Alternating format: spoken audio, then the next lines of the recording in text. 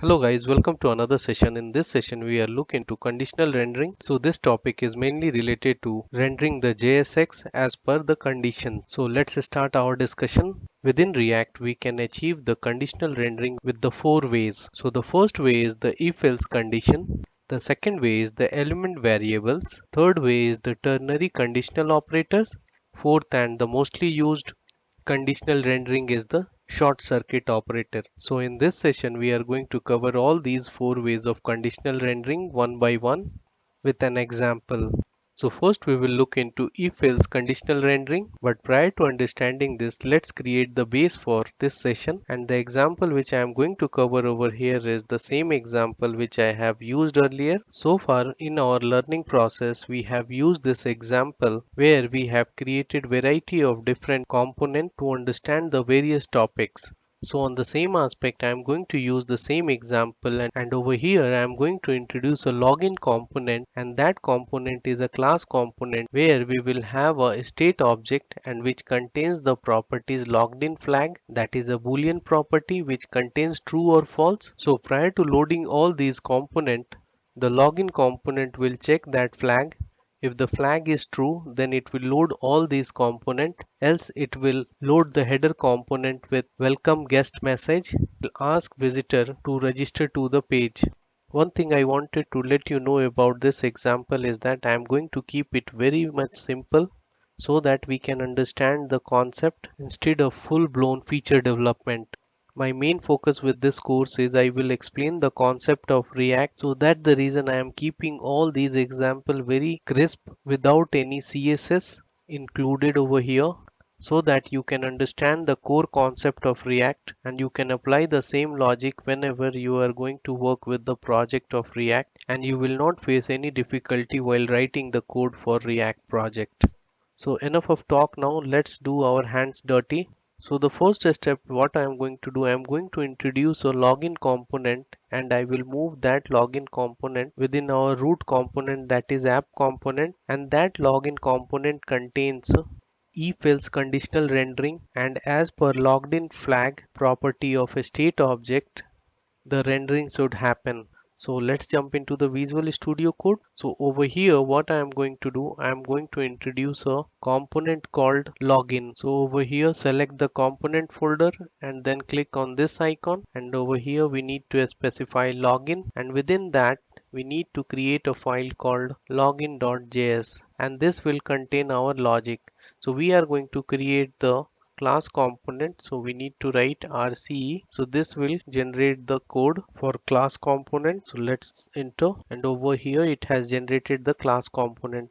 Now the second step, we need to add the constructor over here. So we need to write rconst, that will generate the code for constructor, and over here we will tell that logged in, this is our flag and it contains true or false. First we will keep it false, and then over here we will take all the component which we have created in the app. So from here we will take this one, cut this all the component, come to the login.js, and over here we will paste it, save it. Now this will added over here, so we need to take the reference of all these components. So you should remember that all these reference is going to be changed, so you should make sure that you will put it over here, and here this will also change, so we should make sure that you will be using the correct path of component, else you will get the error. Same way we can use it for main content as well as the counter. Save it. So first step, we have successfully created the login component, and within that we have added the all the component which is existing within the app.js. I have inserted into the login.js. Now over here we will need to add the login component. So let's add it, login, and then save it. Now this is pretty much straightforward. Now if you go to the browser, then you will find no difference in the output, and over here you will find no difference, but internally we have changed the structure. Now we will introduce the if-else block within the login component. So let's do it.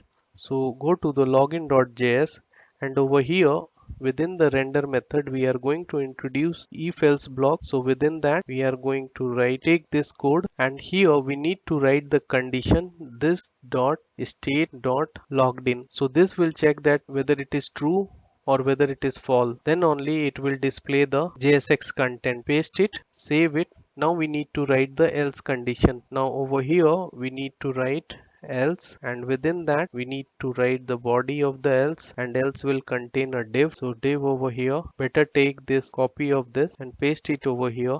Remove every component, just keep the header component over here. Make sure that you are putting it into the return. So take the return and paste it over here, save it, and make sure that you are closing the tag over here also. And to make it simple example, I am going to just give a name called f name. We will keep it guest, and L name we can tell that please register. This is for sake of simplicity, I am just keeping like this, else we need to design the entire logic other component to handle such kind of a scenario. Here my main intention is to showcase the how we can do the conditional rendering. So that means we are having two different block of code which I want to render as per the condition. Please register over here, save it. Now the current value of the flag is false, so this condition will be rendered, this header will be rendered. So let's look into the output. Then you will find that it is working as per the expected logic. Now let's proceed further and change the value of the flag, and over here we should come here and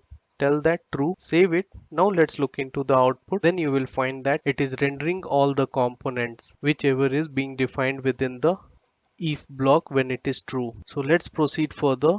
So another way of conditional rendering is the element variables.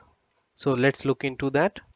This is also very much straightforward. We need to create a variable called let login JSX, and this will and this variable will hold the JSX as per the condition. So how we can do that? First let's return this one. So over here we need to specify first return, and here we will tell that div, and then we will tell that login JSX. Now the other step is we need to remove this return. Instead of that we will write login JSX equal to and this div. Make sure that you should be removing this closer also. Same is the case with the else block. Copy this one, and instead of return we will be assigning it over here, and make sure that you are closing this one. Save it. Now you will notice over here it has added, the prettier has added this parenthesis. So that is the benefit of using the prettier extension. So if we are doing any kind of a syntax mistake, then it will take care. Now let's look into the output. So here you will find that there is no change in the output. So let's change the flag from true to false. So over here we need to go to the state variable and we will mark it as false. Save it. Let's look into the output, and you will find that it is working perfectly fine. So let's proceed further. Now we will look into ternary conditional operators. So let's jump into the Visual Studio Code to understand this.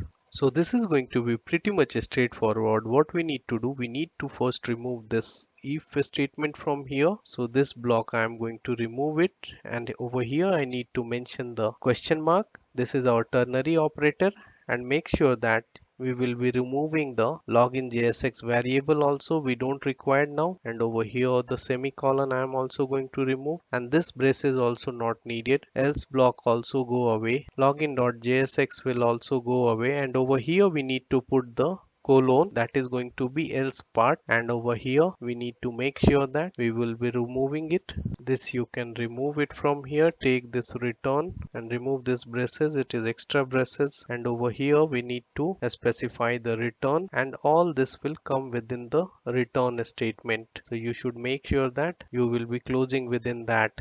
So just close it, save it, and then you will find that everything is perfectly fine. We have applied the ternary operator. This is the question mark.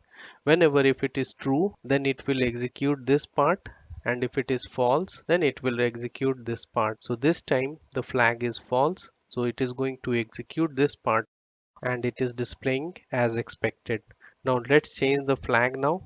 So let's mark it true over here to verify whether true part is working or not. Save it. Let's jump into the browser to see the output. Then you will find that it is working as expected. So now let's proceed further.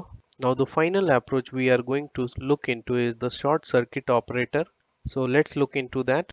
But prior to looking into the short circuit operator approach, one thing I wanted to let you know that if you are having only the if condition, then only you can use it, because else part generally missing in the short circuit approach. So let's understand with an example. So over here we worked well with the ternary operator with the if else condition, but suppose that we are not having the else condition, then short circuit approach is pretty much very handy. So how to use the short circuit approach? So over here we need to specify, instead of ternary operator we can remove it, and over here we need to mention and operator, and this will go away. So there is no meaning of this thing, so we will remove it.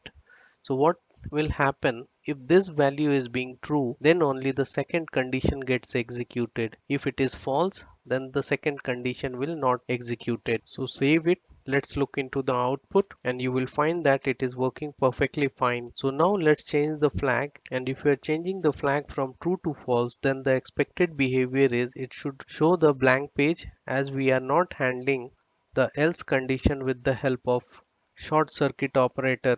So now come over here and change it to false. Save it. Let's look into the output, and as expected, here we don't have anything to show as we are not having the else condition within the short circuit operator approach. So let's proceed further. So here what is happening, at the first instance only it is getting false over here, and then it is not checking the second condition because first condition is being failed as it is false. So this is what I wanted to demonstrate you in this session. So let's wrap the session. So in this session we have seen all the methods of conditional rendering.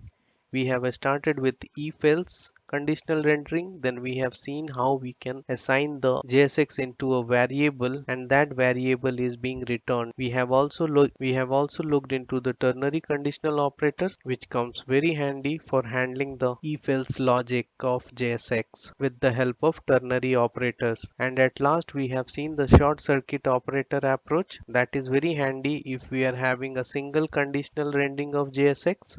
So always go for short circuit operator approach. So on this note I am stopping over here. See you in the next session. Till then, bye bye, take care.